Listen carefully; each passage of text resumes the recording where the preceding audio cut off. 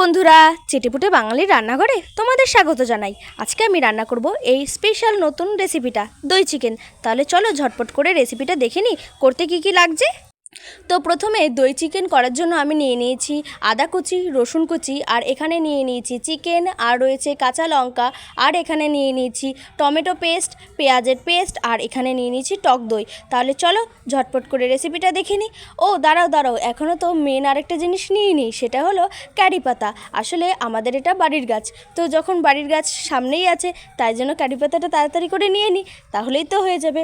আর বাড়িতে গাছ টাছ লাগালে এই একটা সুবিধা। আর বাড়ির জিনিস তো ভীষণই ভালো লাগে যদি কোনো কিছু হয়। যদি কোনো একটা ফল গাছ লাগালাম, তখন যদি কোনো একটা ফল লাগে, মানে তার থেকে শান্তি বা তার থেকে মানে কি বলবো, ভালো লাগার জিনিস আর হয়তো কোনো কিছু হতে পারে না। তো যাই হোক, দই চিকেন করার জন্য প্রথমেই আমি এখানে কড়াইতে দিয়ে দিলাম সাদা তেল। এরপরে এখানে অ্যাড করব ওই কারি পাতা। কিন্তু কারি পাতাটা যখন আমি দিলাম না, তেলটা এত গরম ছিল, মানে পুরো ছিটে এসেছিলো, তেল ছেটেনি কিন্তু ওই কারি পাতাটা মানে পুরো একদম মানে কি বলবো, ভাজা ভাজা হয়ে গেছে। আমি তো প্রথমে ভয়ই পেয়ে গেছিলাম। তো যাই হোক, কারি পাতা দেওয়ার পরে আমি দিয়ে দেবো পেঁয়াজ। এখানে আমি মোটামুটি 4 থেকে 5টা ছোটো ছোটো পেঁয়াজ পেস্ট করে নিয়েছি। তো এই পেঁয়াজটাকে ভালো করে এবার কারি পাতার সাথে ভালো করে কিন্তু ভাজা ভাজা করে নিতে হবে। আর চিকেন রোস্টের মতোই দই চিকেনটা, কিন্তু এই দই চিকেনটা আমার তো মনে হয় যে চিকেন রোস্টের থেকে আরও বেশি খেতে সুস্বাদু লাগে। আর এটার তেলটা যে হয় না, ওই তেলটা দিয়ে ভাত মাখলে আর এক পিস চিকেন নিয়ে নিলেই মানে এনাফ, আর কোনো কিছু লাগবে না, এত টেস্টি হয়। তো যাই হোক, এখানে কিন্তু মোটামুটি আমার 5 থেকে 7 মিনিট কিন্তু এই পেঁয়াজটাকে ভাজা ভাজা করে নিতে হবে। যতক্ষণ না ওই লাল লাল রং হয়ে যাচ্ছে ততক্ষণ কিন্তু ভালো করে ভাজা ভাজা করে নিচ্ছি। আর তারপরে আমি দিয়ে দেবো এখানে ওই আদা কুচি আর রসুন কুচি।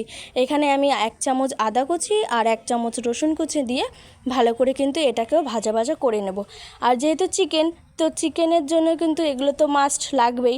আর এখানে কারি পাতাটা কেন দিলাম, কারণ কারি পাতাটা দিলে, আর তোমরা তো সবাই জানো যে কারি পাতার একটা ভালো স্মেল আসে। চানাচুর হোক বা যত কিছু রান্নাতে যদি একটু কারি পাতা দেওয়া যায় তাহলে কিন্তু গন্ধটা ভীষণই ভালো আসে। তো যাই হোক, এগুলো সব ভালো করে ভাজা ভাজা হয়ে গেছে। আর তারপরে আমি এর সাথে দিয়ে দেবো চিকেন। এখানে আমি 500 গ্রাম চিকেন নিয়েছি, তোমরা তোমাদের অনুযায়ী দিয়ে নেবে। তো এই চিকেনটাকে প্রায় 5 মিনিট মতো কিন্তু রাখতে হবে। 5 মিনিট রাখতে বলতে কি, ভাজা ভাজা করতে হবে। আর এই যে দেখো, ভাজা ভাজা হয়ে গেছে, চিকেনটা কিন্তু একটু অনেকটা সেদ্ধ হয়েছে, সাদা সাদা কালার চলে এসছে। তো তারপরে আমি এর সাথে দিয়ে দেবো কাঁচা লঙ্কা।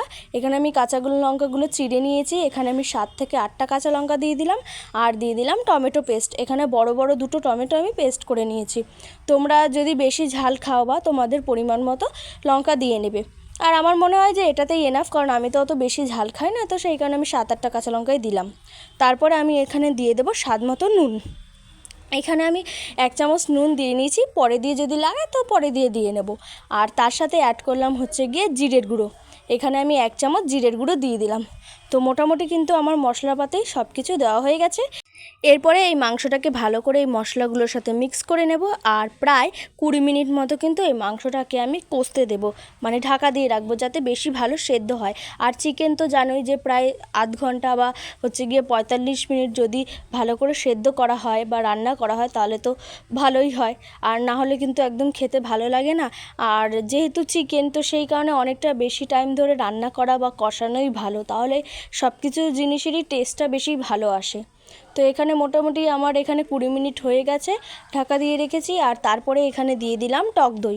এখানে আমি 100 গ্রাম টক দই ব্যবহার করছি। টক দইটাকে কিন্তু আগে থাকতে আমি ভালো করে ফেটিয়ে নিয়েছি, আর না হলে যদি না ফাটাও তাহলে কিন্তু টক দইটা কেমন ছিবড়ে ছিবড়ে হয়ে যাবে, আর দানা দানা মানে একদম মেল্ট যে ব্যাপারটা আছে ওইটা হবে না। তো সেই কারণে আমি টক দইটাকে ভালো করে মেল্ট করে নিয়েছি। তারপরে এই চিকেনটার সাথে কিন্তু একদম ভালো করে এই দইটার সাথে মিক্স করে নিতে হবে। আর এই দইটার জন্যই তো ওই গ্রেভিটা তৈরি হবে।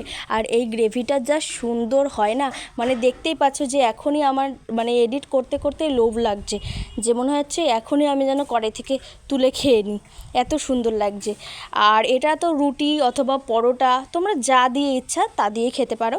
যেহেতু আমি একাই খাবো বলতে গেলে, বেশি লোক খাবে না, তো সেই কারণে আমি এখানে 500 গ্রাম চিকেন নিয়ে নিয়েছি। এটা দুপুরেও খাবো, প্লাস রাতে একটু পরোটা করে নেব, ব্যাস। আর 2 পিস 3 পিস মাংস দিয়ে একেবারে খেয়ে নেব। আর যা খেতে ভালো লাগে না, কি বলবো। তো যাই হোক, এখানে ওই দইটা দিয়ে কিন্তু প্রায় 5 থেকে 7 মিনিট মতো একটু নাড়াচাড়া করে নিতে হবে, নাহলে কিন্তু নিচে লেগে লেগে যাবে। তারপরে প্রায় আমরা একটু জল দিয়ে দেবো। এখানে আমি 1 কাপ মতো জল দিয়ে দিলাম, কারণ বেশি জল লাগবে না, যেহেতু এটা দই চিকেন হবে, মানে ঝোল হবে না, পাতলা, তো সেই কারণে অল্পই জল দিলাম। আবার যদি পরে মনে হয় যে জল লাগবে তো দিয়ে দেবো। তো এখানে আমার মনে হলো যে আরেকটু জল দেওয়া উচিত, নাহলে যখন আমরা গ্রেভিটা মানে ফুটবে তখন একেবারে জলটা টেনে যাবে আর একদম অল্প মানে গ্রেভি হয়ে যাবে। তো সেই কারণে আরেকটু বেশি করে জল দিয়ে দিলাম, মোটামুটি 2 কাপ মতো জল দিয়ে এবার 15 মিনিট মতো কিন্তু এই চিকেনটাকে ঢাকা দিয়ে রাখতে হবে। তো এই যে মোটামুটি 15 মিনিট হয়ে গেছে, আর এই যে দেখো চিকেনটা কিন্তু বেশ ভালো টকবক টকবক করে ফুটছে, আর এত ধোয়া উঠছিল না, তাই মানে ফোনের ক্যামেরাটা একদম হেজি চলে এসেছিলো, কিন্তু কালারটা মানে দুর্দান্ত হয়েছিল, কি বলবো। তো এই যে যতটুকু পেরেছি তোমাদের দেখাচ্ছি।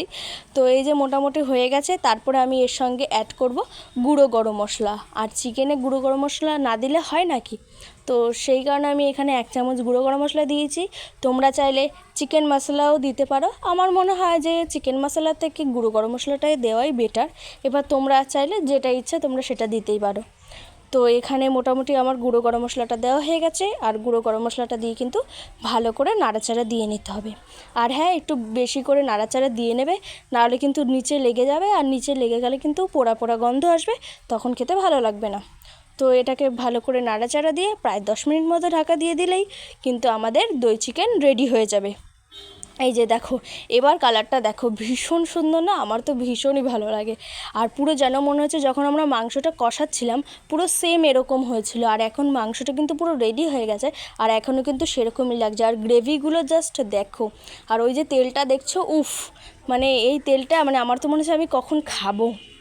তো যাই হোক, এখানে কিন্তু মোটামুটি আমার দই চিকেন রেডি হয়ে গেছে।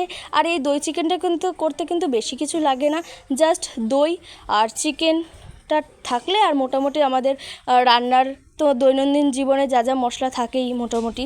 আর আমি চাই কি যে কোনো রান্নাই করি না কেন, সেই রান্নাটা যেন মানে বাড়িতে আমরা দৈনন্দিন জীবনে যে মশলাগুলো ব্যবহার করি সেগুলোর ভিতরে যেন একটা ভালো সুন্দর করে রান্না করা হয়, আর রান্নাটা যেন টেস্টি হয়। কারণ অনেক সময় কি হয়, অনেকের রান্না আমি দেখেছি যে মানে এত বেশি পরিমাণে জিনিসপত্র ব্যবহার করে, বাইরের জিনিস, আর সেগুলো অনেকটাই মানে কস্টলি হয়ে যায়।